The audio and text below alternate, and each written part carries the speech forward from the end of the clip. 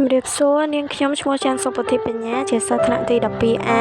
នៃវិទ្យាល័យព្រះនរោត្តមរាជខ្ញុំសូមផ្ញើសារមួយនេះជូនដល់វីរៈកងទ័ពដ៏អង្អាចក្លាហានរបស់កម្ពុជាយើងជាដំបូងខ្ញុំសូមអរគុណដល់ការលះបង់ដ៏ធំធេងមិនអាចកាត់ថ្លៃបានដែលលោកពូលោកអ៊ំ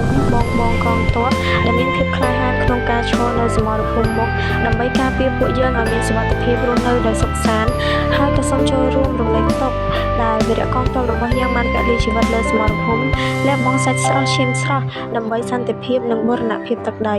ខ្ញុំពិតជាសោកស្ដាយចំពោះការបាត់បង់មួយនេះខ្ញុំនៅចាំពាក្យសម្ដីរបស់លោកពូមានប្រសាសន៍ថាក្មួយខំរៀនចុះទុកឲ្យពូការពារពីមួយឃ្លានេះវាជាកម្លាំងចិត្តមួយដែលធ្វើឲ្យពួកខ្ញុំរឹងមាំហើយខ្ញុំសន្យាថានឹងប្រែក្លាយកំហឹងឲ្យក្លាយទៅជាធម៌ពលសម្រាប់សិក្សាឲ្យមានចំណេះដឹងសម្រាប់អភិវឌ្ឍជាតិកុំឲ្យជាតិសាសន៍ដទៃណាមួយមកមើលងាយឬជន់ឈ្លីបានឡើយហើយខ្ញុំក៏ជឿជាក់ដូចគ្នាថាលោកពូនឹងមិនបណ្ដោយឲ្យទឹកដីសុវណ្ណភូមិរបស់យើងបាត់សំបីមួយចំអាមព្រោះខ្ញុំបានឃើញយ៉ាងច្បាស់ថាលោកពូនិងវីរៈកងទ័ពរបស់យើងមានស្មារតីស្នេហាជាតិខ្ពស់ហ៊ានលះបង់គ្រប់យ៉ាងដើម្បីការពារជាតិ